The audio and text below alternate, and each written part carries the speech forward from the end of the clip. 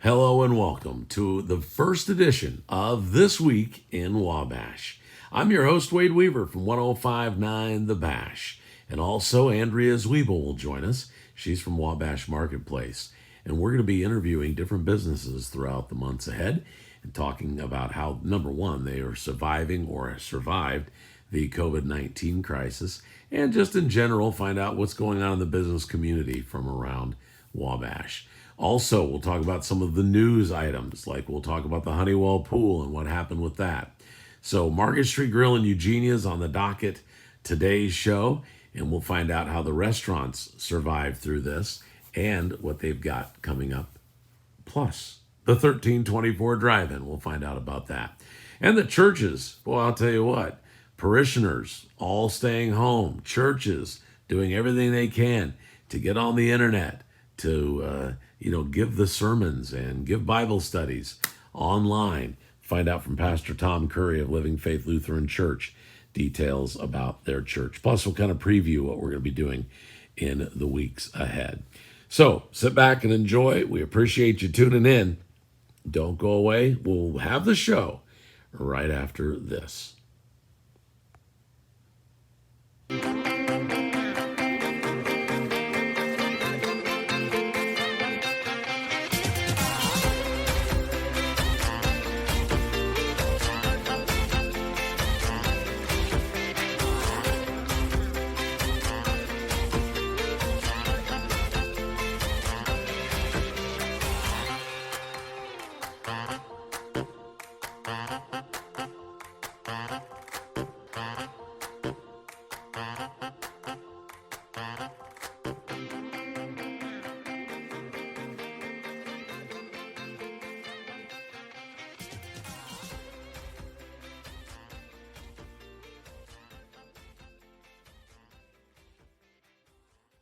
We're at Market Street Grill with Bob Budd, and boy, COVID-19. These are some crazy times, you know. Marcy and I were just talking about how we got together and we're doing our monthly deals. Well, I was laid up in my house, and she came over and we did our monthly commercials, and that lasted about a week. Yeah, that was it. That's it. Now, when they came or you saw the governor's report, whatever, restaurants, you got to do this, this, and this. I mean, you can still stay away. What were you thinking, Bob, when that all started? Can you remember back? Yeah, I can remember like it happened yesterday. Yeah. I mean, we didn't know or really find out until that Monday morning that restaurants were going to be closed permanently. So I got the crew in here, and we went through all the fresh produce and meat and everything else we got. Yeah. Had to take a lot of it to fish. So did they say that restaurants weren't allowed to be open there at the beginning? Okay. Right from the very beginning. Okay, and then they changed that and said you could still do carry out. Well, yeah, it was probably, I think, 2 or 3 weeks after that. Yeah. Or might have been closer. Might have been closer than that. But you decided to just go ahead and close all. Yeah, I had so much stuff to do with the provisions that I had in house. Yeah. That I just needed to get that all taken care of. So we took 2 weeks. We took care of all the provisions we had in house. Well, yeah, let's back up to that. You gave a lot of the stuff to fish. Yes, exactly. Okay. We donated it, all the perishables. Yeah. We donated to fish. Probably helped out some of your employees who just became unemployed. Maybe. I mean, fish eligible. Fish eligible, yeah. I mean, sorry to say, but that's the truth. And, Yeah. You have a lot of employees here, right? On a normal. We have about 30 employees. Okay. Some are part time, some are full time, and we've maintained that number pretty steady over the last 9 years or so. Yeah. That I've been involved. So you cleaned up the kitchen, you cleaned up all that, got rid of the perishables and all the provisions and things, and then you told me, "Hey, I don't think we're gonna open at all for a little while. Let's ride this out for a bit." Mm-hmm. Yeah, I didn't have any intention of opening right from the time that was announced. I didn't have any intention of opening at all until 2 weeks went by, I think, and then I decided that we would try the curbside pickup. Okay. So we did, and Yeah. we did that for 4 or 5 weeks, something like that. Time actually went faster than I thought it would for a little bit, but Yeah, it but was still misery. Sure, slow to me. It was sure misery. It was misery, and you did, Thursday, Friday, Saturday nights, and then you started just Friday, Saturday, night, and then yeah. all of a sudden, here we go. You're going to open back up and do some dining, 50%. Right.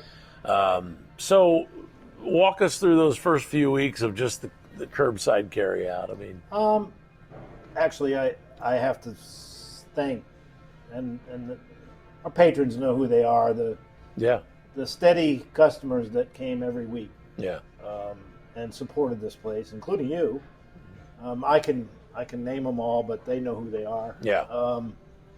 And if not for them, probably wouldn't have been really worthwhile doing. Honestly. So let's talk about your suppliers during that time. I mean, they obviously had to feel the pain, their own pain, Sure. from all these other restaurants not ordering as much. But a lot of people were forgiving things. And I mean, did they work with you? Did like a Gordon Foods or a Cisco? Did they work with you at all? Yes. Okay. Yes, they did. Okay. Much as they could. Yes. Maybe. I have no axe to grind with any of them. Yeah. I have a long history with particularly Gordon's. Yeah. And they worked with us through the whole thing. Yeah. Okay. Yeah. And we're back to quasi normal now, as normal could be at this point in time, anyway. Yeah, but let's talk about that. When you say quasi-normal, it's not normal to pay the prices you are having to pay right now for steaks and stuff. This has been a double whammy, actually, and I just shake my head because not only did we go 8 weeks with virtually no income, Yeah. through this whole thing, because we don't do anywhere, we couldn't possibly do anywhere near the amount of volume in the curbside pickup as we do on a normal week. Sure. But then we come back, and so you kind of get a little excited about it, and we were excited. Hey, we're going to be able to open, blah blah blah, and then I go to buy food. Yeah. Yeah. And you want to talk about getting knocked upside the head again? Yeah. Virtually every single food item has doubled in price. Wow. Since pre-COVID to now, every what we call center of the plate proteins, every protein has doubled. And now, since all of those proteins doubled, now even when I look at fish and other options, those have all. It's ridiculous. I mean, I really don't know how this can ever work out. Yeah. So you don't see this changing soon at all, the pricing? Wait, when it first happened, I said, okay, maybe this is a toilet paper deal. Yeah. People are hoarding fish and beef. And there were, because Sure. I understand a fair amount of the stimulus money went towards buying freezers. Well, there's And no everybody's- freezers to be purchased. Yeah. And I rest my case. Yeah, you're right. Good So point. between TVs and freezers, I think that pretty much capitalized. Yeah. First thing people went out, it was like Black Friday all over again. It was unbelievable. Yeah. Walmart was packed Yeah. with 50-some-inch TVs coming out of the And door. there's not one left, is there? No. But Man. anyway, so when we when I went to start back up and thought about it, I said, well, some of these processing plants have been closed down, and some of them were processing up to 17,000 head a day. So that's a pretty good chunk of pork or chicken or whatever. So I said, well, it'll probably settle down in a week or 2 or 3. And I talked to the reps today, actually reps from 2 food supply companies, and both have indicated to me that they don't see an end. Wow. And that's because of the stoppage of workers at a certain point, or what? I mean, I don't know, Wade. It's. I think there's a lot of conflict going on right now in terms of what the cause is. I think it started out to be probably part of the problem, but well, like Logan Sport. I mean, they had to shut down for a little while Right, to get right. that cleaned up, and then now farmers are. I mean, there have been some pigs that had to be Yes, thrown slaughtered. away. Yes, yes. Which you're going Yes. pork prices, and you're killing. You're getting rid of pigs, but Yeah. man, yeah. And unfortunately, I think I don't see the money going. The money's not going to the farmers. So you have to ask yourself, well, where is it going? I don't think it's specifically a supply problem. I think it's there's a lot of hands in the pie between Market Street Grill and the farmer. Yeah. And I don't believe the farmer's getting paid a dime more off the hook than he was getting paid before. Yeah. So I'm assuming Yeah. that all the greedy hands in between Oh yeah. are taking advantage of what's happened, and I don't think I was told today. It could change tomorrow, but I was told today that you could probably expect this at least through year end. Oh boy. So what does that mean for Market Street Grill? What's that mean? I mean, at least let's talk short term. Let's just talk for the Tomorrow? Tomorrow. Tomorrow I can feed people. Okay. Now, what's your menu like then? Well, we've cut out ribeyes, and we've cut out New York strips. Yeah. We do have prime, and we have hamburger steak. But even hamburger, Wade, you know how it is now. Oh yeah. Hamburgers on the roof too, and then you have trouble even getting it. Yeah. All right. So I don't really know. And you want good quality. You want the good quality. Absolutely. Yeah. I mean, I've heard people go, well, get frozen patties or this, something. Wait, I don't want to change No. the basic makeup of fresh, good quality product here at Market Street Grill for the fact that I could get $2 a pound less for frozen and thaw it and then I can't see myself doing it. I don't see you coming back from that. I mean, that would be tough to come back from if people are coming in and eating during this time and they're not getting what they thought they were going to get. Right.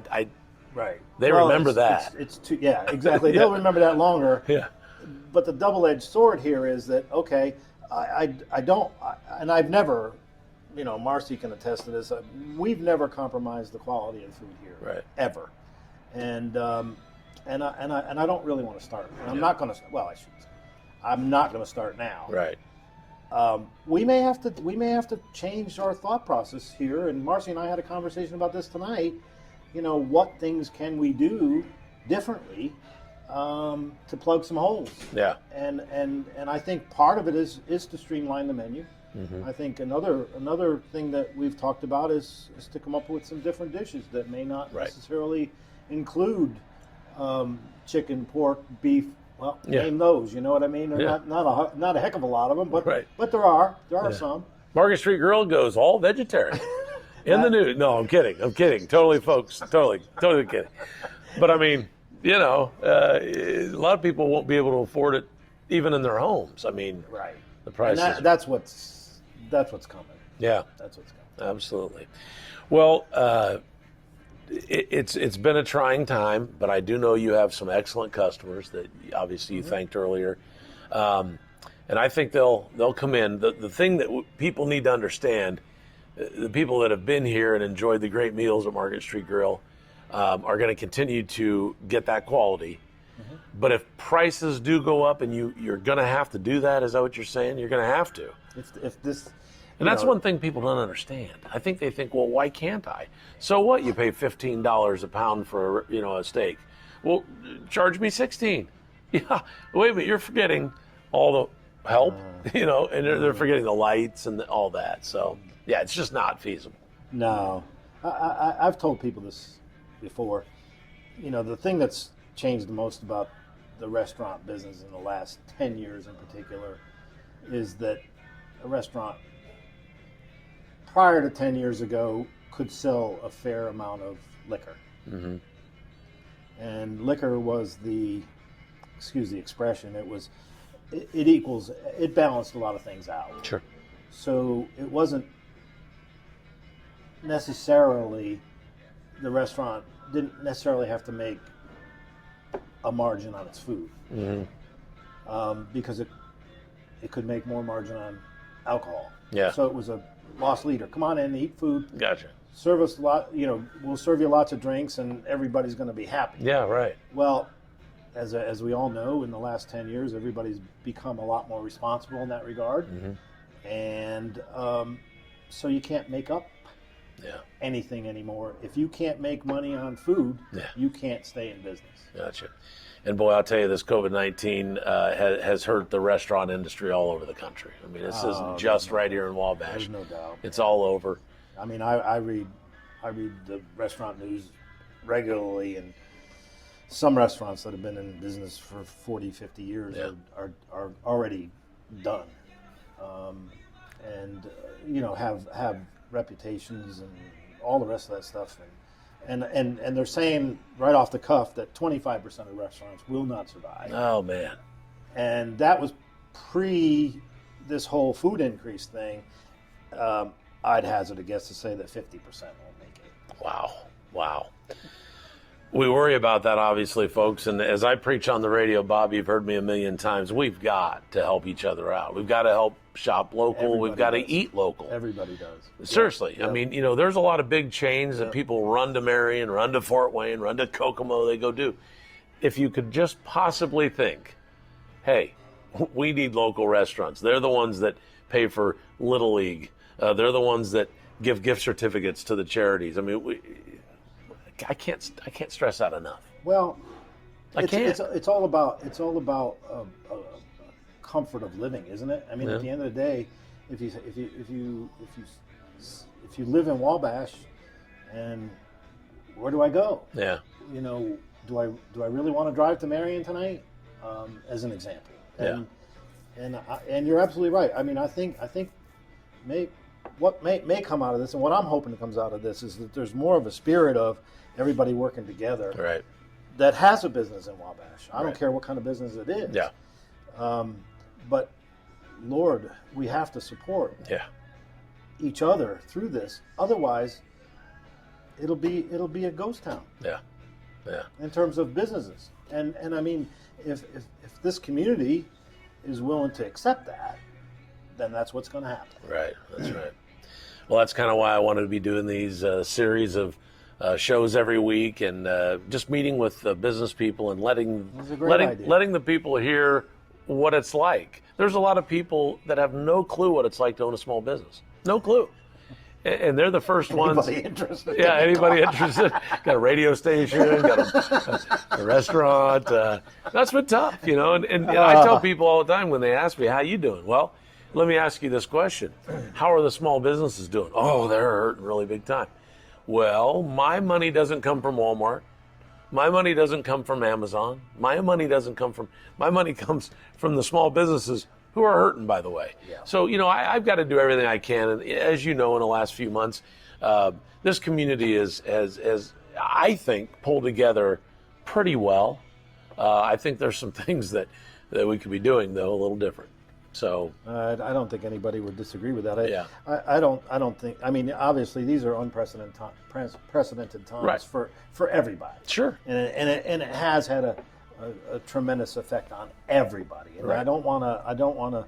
No, we're not blaming anybody. I don't want to say that it's been specific to restaurants. I mean, it's affected every aspect of our life, every part of our life. Yeah. I mean, I hope and pray that it's brought some families closer together. Yeah. So we can look at some of the positive things that can come of this and have come of this. But it's going to be a tough road to hoe. It's not a slam dunk coming out of this. Believe me. Yeah. And everybody's going to continue to be affected for quite some time. Well, let's talk about the hours, and then we're going to take a break and come back with more. Bob Budd from Market Street Grill, tell us so far, right now, because this thing is going to run here at the end of the week, and then give us at least now through next week. How about that? Boy, maybe I could do that. Yeah, maybe okay. a week and a half. All right. I don't care if it's hot dogs, whatever you serve, because you can make that out of anything. As long as you're open, yeah.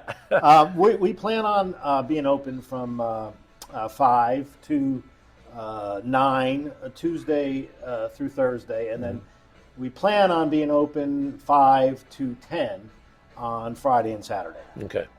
If we don't have people waiting or eating or whatever, come 9:30, we'll probably be closed. Sure. And I apologize in advance. Yeah. I'm just not going to have people hanging around waiting for somebody to come in under these circumstances. People need to understand that. That's for sure.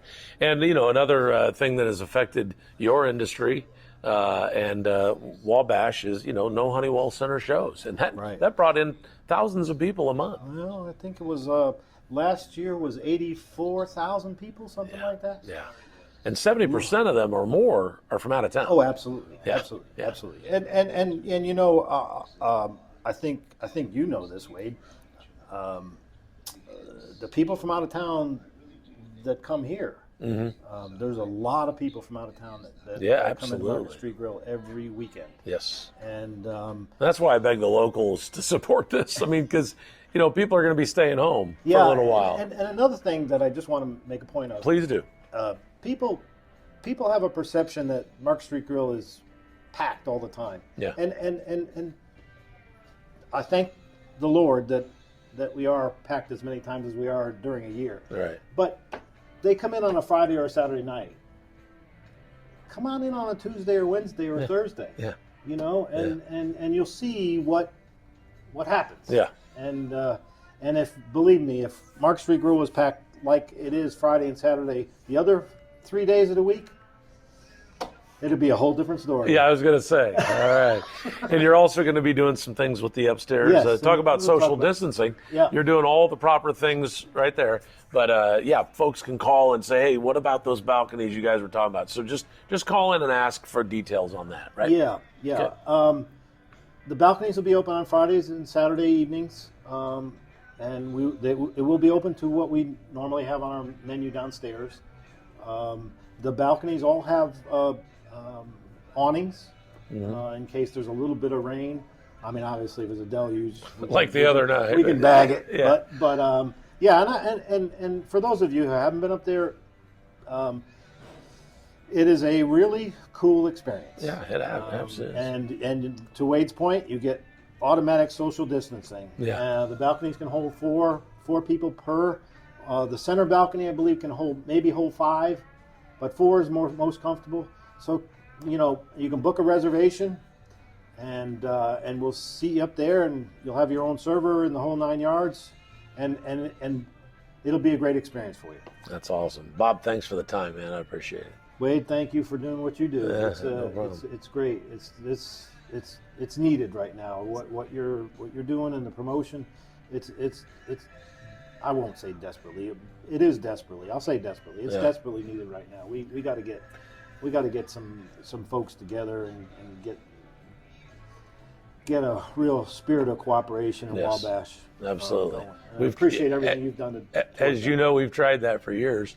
And now we were forced to do it, and I think people are understanding what we were talking about 5 years ago. Well, let's hope. Yeah, okay. All right. We're going to be right back with more on This Week in Wabash. Country store, you're gonna love what you see.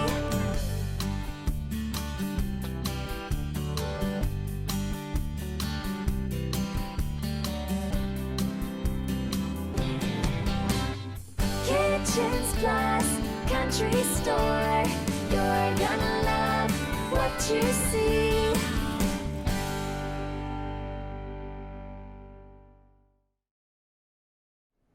Hey, this is Andrea with Wabash Marketplace. Welcome back to This Week in Wabash. We're here with Afla Irani at the Honeywell Foundation, and we're going to talk about the 1324 Drive-In opening, Eugenia's Restaurant, and take and bake meals offered for pickup.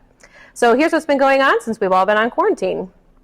Afla, people are really excited that the 1324 Drive-In is opening this weekend. What do we need to know? Well, first of all, I can say we are very excited also. So it's really nice to have something that people can come out to and enjoy themselves. So we have the Trolls World Tour movie showing on Friday, tomorrow, as well as on Saturday the 23rd. It's a carload price, so it's not per person. So pile in as many people as you want to in a car and bring them over. How much is it per carload? It is $6 for the carload. $6, as many people as you can fit in your car. As many people as you can fit in your car. Okay. You can use one of the clown cars. Bring in as many people in. The thing about that is the movies that we're showing, obviously the theaters are not releasing new movies presently, and that's the reason why we're doing that price. Tickets are online only. So Online if you only. haven't booked your tickets yet, I would strongly recommend. We have almost 500 tickets, 500 carloads sold for this weekend itself. So Between Friday and Saturday. between Friday and That's Saturday. a lot of So we cars still already. Have a few, we still have a few spaces available. So yeah, absolutely, a lot of cars. Correct. So if you just try to pull up to the ticket booth and buy tickets that night, you can't.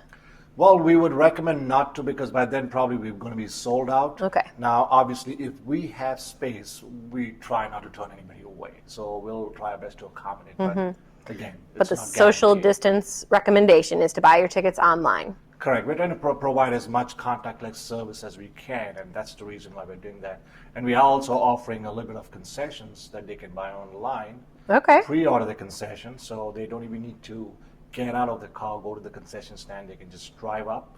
Oh, it'll be a drive-up pickup if you Correct. pre-order So your... drive up in your car, stay in your car. We'll bring your concessions over to you. So will that be limited concessions, popcorn, soda, candy, or what's available if you're ordering online? Right. We have 3 packages we're selling presently: a family package, Okay. a date package, and a single package. The family package has 4 sodas and 4 boxes of popcorn.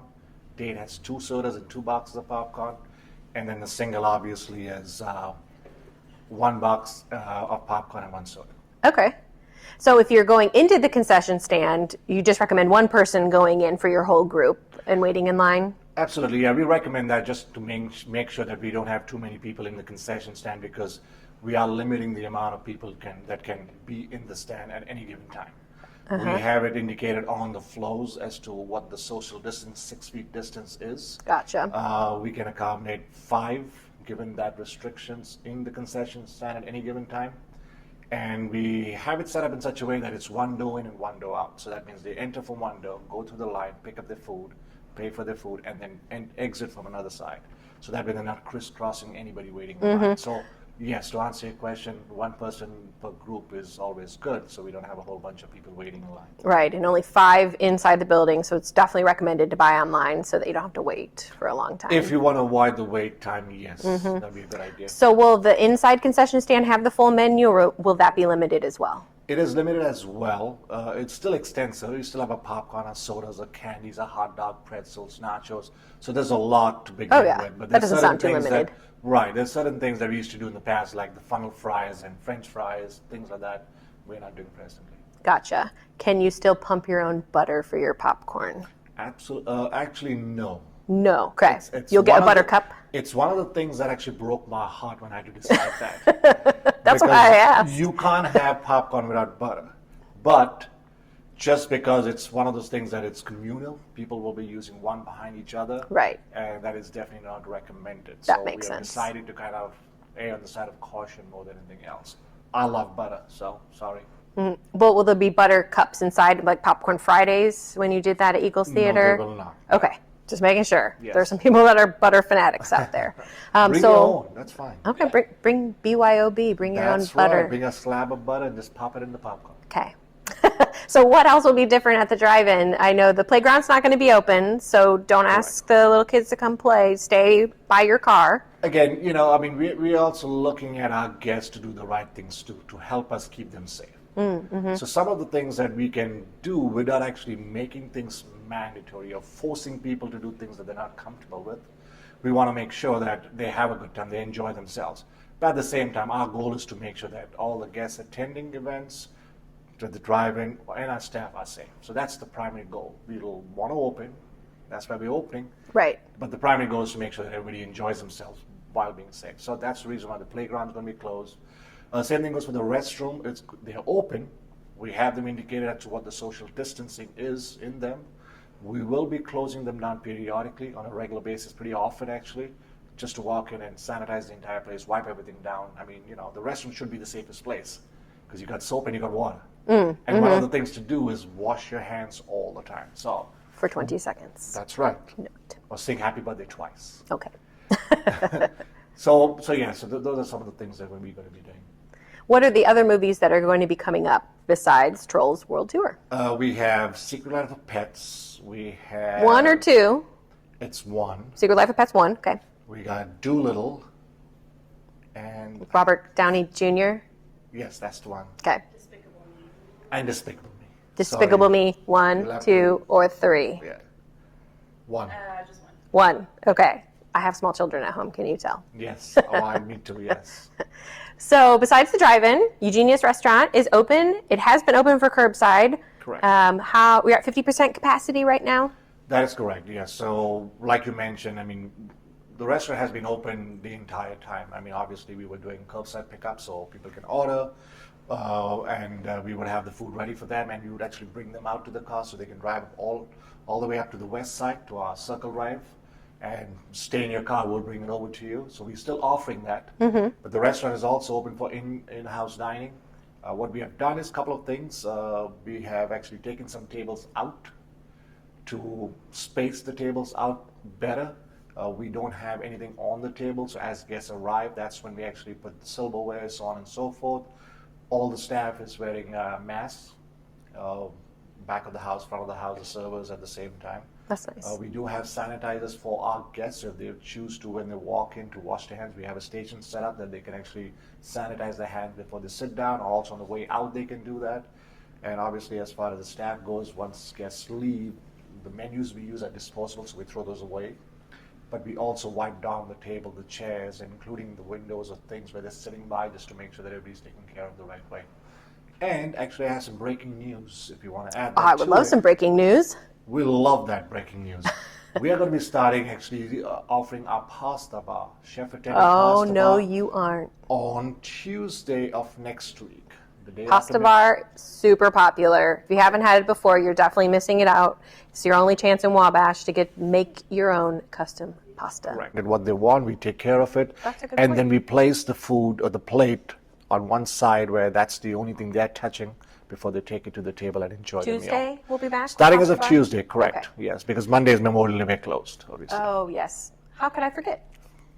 Outdoor dining is going to be back as soon as the weather's nice. Yes, I mean, we have the tables set up, so technically we are open. If anybody wants to sit outside, if the day is nice, they can definitely sit outside. But as the weather gets better, I know people want to be outside. That's what they want to do. Yeah, I saw the flowers were being planted this morning Right. when I came in, so it'll be So, yeah. beautiful out there. Yeah, we're definitely offering that. Weather's great. You want to sit outside, you're more than welcome. Again, we've done the same thing with the outside too. We have put a couple less tables compared to what we normally do, just to socially distance all the tables. So. If you haven't been to Eugenia's in a while, their menu is really great. Some of the regular items that you can get, is it limited right now still, the menu? Correct. The menu that we offer right now is extensive, but it's still limited, just because of not being busy enough. But also, there's some items that are not available right away, just because of the shortage that we are kind of going through. So we still want to give our guests a variety. So it's a very extensive menu. We got salads, sandwiches, obviously the burgers, and some entrees also. And we'd always run our specials every day. Gotcha. Do you still have the quinoa burrito bowl? Actually, we do. That's a Yes. top favorite if you haven't had that with a cilantro lime vinaigrette. There you go. Had it a few times. And if you want quinoa, but you're not a vegan or a vegetarian, you can add chicken to that too.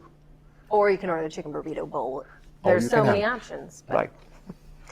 So tell me about the take and bake dinners. I know a lot about them. I've had almost all of them so Thank far. you. Yes, you have They're pretty much every delicious. weekend, so we appreciate that.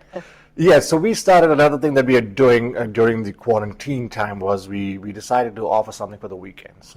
People are working from home or if they're going to the offices or wherever else they're working, and it gets tired cooking all the time. I know we say we love to cook, but it's nice to have the little break.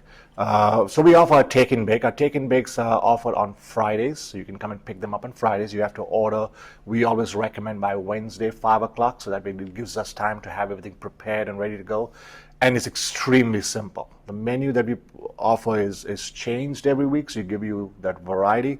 But like I said, extremely simple from the way you need to kind of finish it off or finish preparing it. So we have everything portioned up in different containers. All you got to do is pop it up in the oven.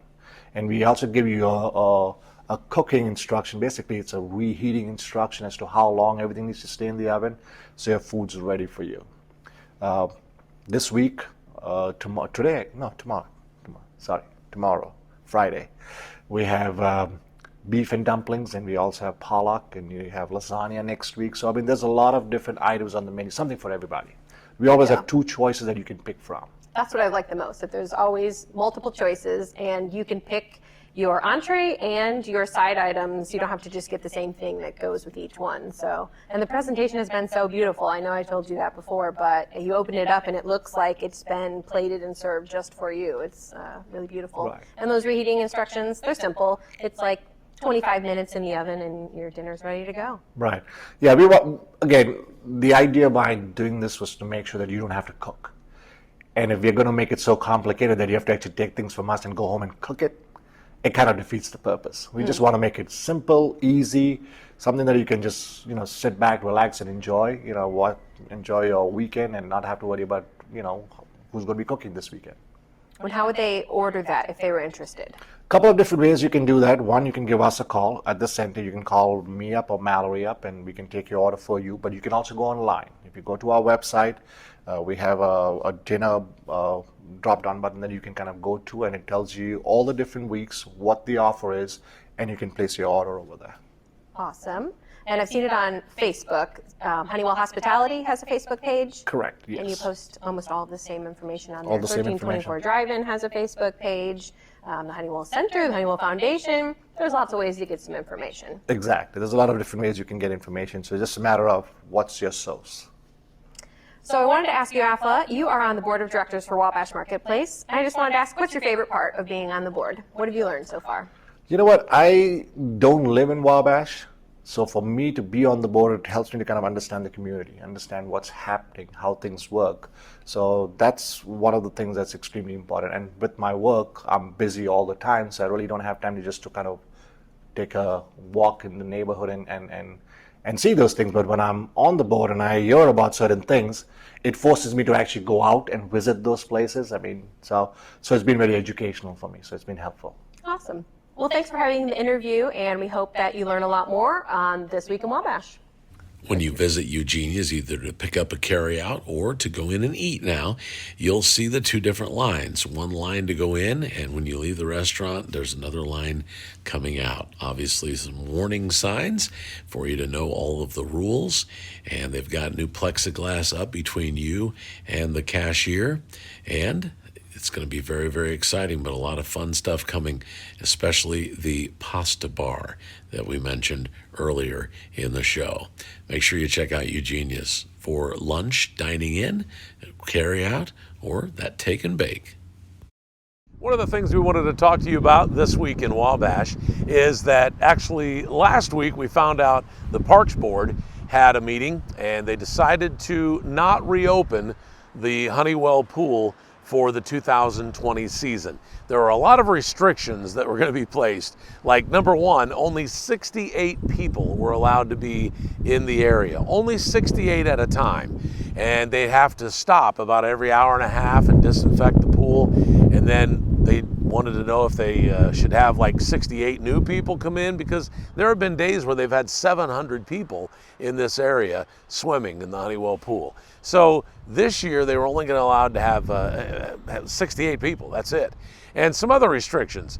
The slides, not going to be open. The sliding, they weren't going to allow to use the slides, and the diving boards were going to be no access.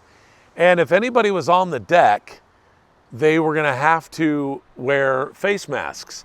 So I can't imagine all of the face masks that would have had to be provided for this. So Adam Hall, the park superintendent, discussed with us last week on Wabash Talks on the radio all of these key things that made them come to this decision.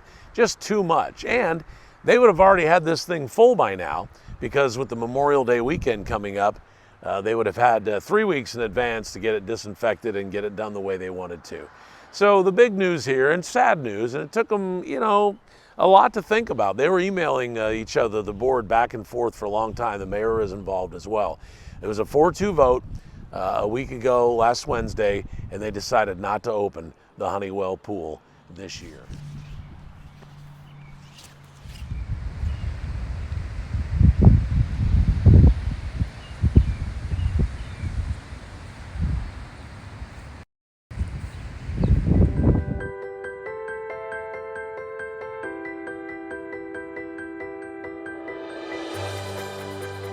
Dare to dream about it.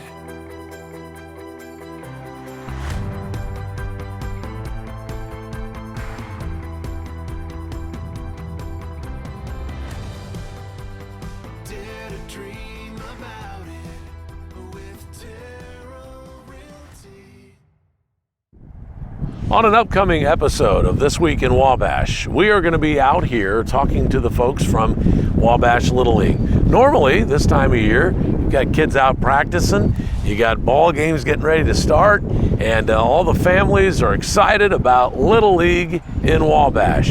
This year, because of COVID-19, this place is going to be pretty quiet for a little while.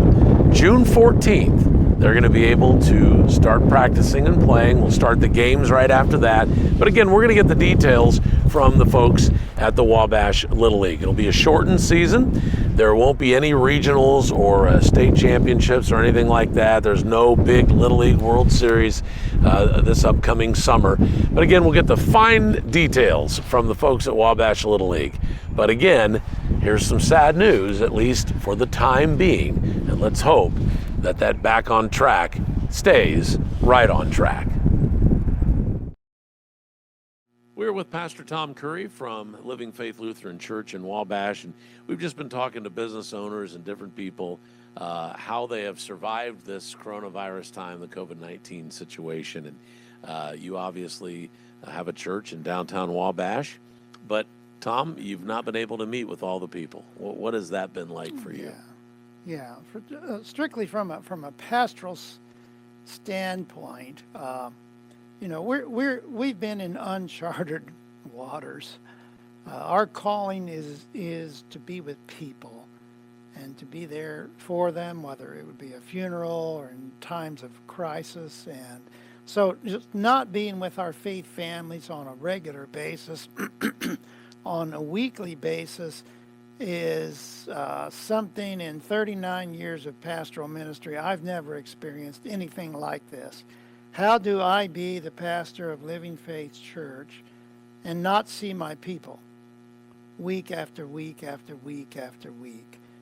How can I be an email pastor or a virtual pastor? Yeah, I can call them up on the phone and we could do a virtual service, which is great. I mean, I'm thrilled that we can do it. My church maybe was prepared to do this better than some. I have some men here who are really blessed us with their technical skills, and so we were doing the sermon by Facebook prior, but actually doing the whole service by a virtual service has really been a challenge, really been different. I'm preaching to empty seats. It's just not the same. It's just not the same. And I just pray that God would use my words as I'm giving a sermon. God would use them in such a way that they would be helpful to people. And, Wade, I know every church in Wabash, is facing the same thing. Every pastor in Wabash is facing the same sort of challenge. Some are doing their Facebook services live and then uploading them to their website or to YouTube. So there are just, several different ways that pastors have been handling this. But the biggest challenge, I guess, for me personally, the biggest question is, how do I truly be a pastor? How do I offer pastoral care during this time? Have you had opportunities to obviously social distance yourself, but to go pray for people in hospitals or perform wedding ceremonies? Have you still had an opportunity to do that? Yeah. As a matter of fact, last Monday morning, I did a wedding with my mask on. So my wife, Rhonda, got a good picture of me and the couple and mask. And maybe 20, 30 years from now, after we're gone, that picture will be precious, you know. Did the couple have masks on? No. Okay.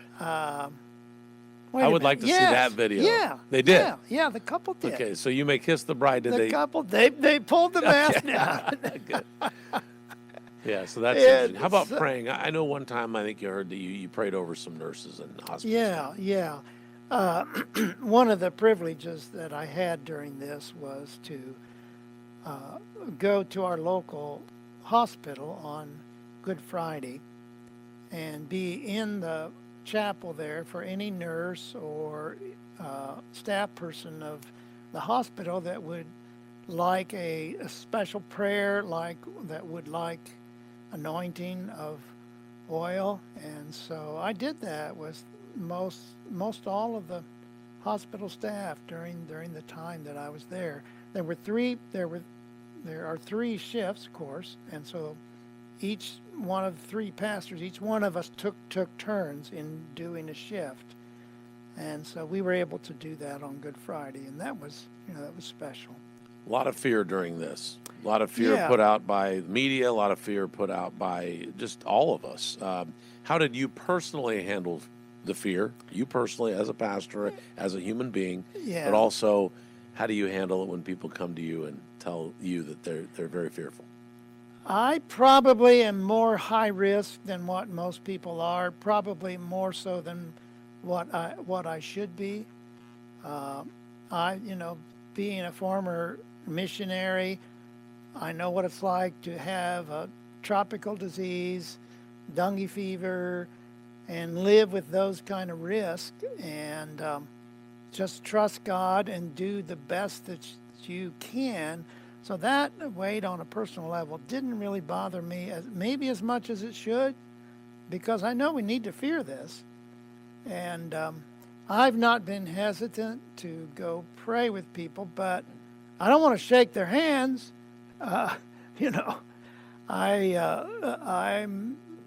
careful, and so my wife and I, we've been staying in our home more than we want to, more than we like. But it has been a challenge. I've been calling our people. I think most pastors are. I think they're calling their people, and maybe the larger churches, they're splitting their church up into smaller groups so that everyone can receive a call and just to check in. I think funerals, my heart goes out to anyone who has lost a loved one in this day and time. I personally know of one gentleman who was married for 53 years, and he himself was in a care facility, and his wife died. He could not go to her graveside service. Only could be a graveside service with 10 people, just the immediate family. His children could not come to the care facility to visit him. I can't imagine that. I know what it's like being married for many years and how close that I am to my wife. I can't imagine losing her and not being able to go to any sort of service, or my kids not being able to visit me. So, my heart really goes out to those families. And I know pastors have been good about, doing all that they can to do a graveside service and to offer prayers in that way. But that's been difficult. You being part of WAMA, my final question is, how do you feel like Wabash and the churches in the community have done through this and moving forward now that we're back on track, plan? How do you feel this is going to go here in the future? How have they been, and how are they going to be in the future? Yeah, even though we haven't had our monthly breakfast meeting, we usually gather at the Charlie Creek Inn once a month. But we've been doing Zoom prayer meetings, and we've had more pastors be a part of that than we ever have. And there is a sense that I really feel a little bit closer to the pastors in this community than what I did prior. And the National Day of Prayer, the virtual service that we did for the National Day of Prayer on Good Friday, the virtual service that we did there was just really, I just felt like was meaningful and special, and so many people viewed it. And you know, Wade, more and more, pastors, we need to view the church as a part of the same team. We're not enemies. We may be in competition in some silly, stupid ways. You know, if somebody visits my church and doesn't visit a church, there could be that kind of thing. But bottom line is, we're on the same team. We believe that Christ is the only hope of the world. I don't know another pastor that does not believe that. And so being able to know each other and to feel like we're on the same team is really important in my thinking. And one of the reasons why I've done what I could to make WAMA a good fellowship and to play my part and to do my part. I'd love for you to end in prayer with us like you've been doing on the radio in the mornings. Sure. I'd appreciate that if you could do that for this show. Yeah, Father, thank you for your goodness to us. We believe that you are good and you are great. You love people. You have a plan for the world, Lord, and we get to have a piece of that action. We go through hard times. We go through disappointments. And there's been a lot of disappointments and a lot of suffering the last 6 to 7 weeks. We cry out to you, believing in your goodness. We pray in the name of your Son, Jesus. Amen. We'll be back with more right after this.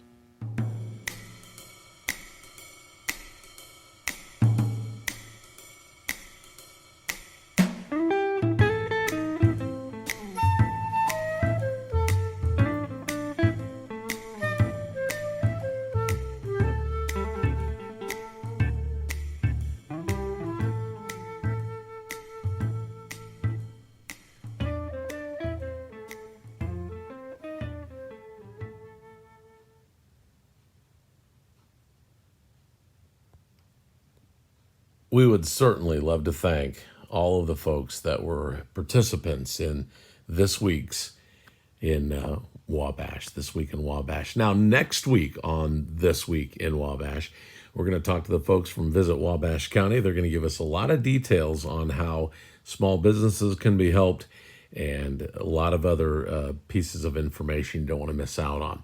The restaurants we'll talk to are Pizza King and Harry's Old Kettle Pub and Grill and what they did throughout the COVID-19 pandemic situation. And Yell's Boutique. We'll find out what their business is all about in downtown Wabash. That and more coming up next week with me, Wade Weaver from 105.9 The Bash.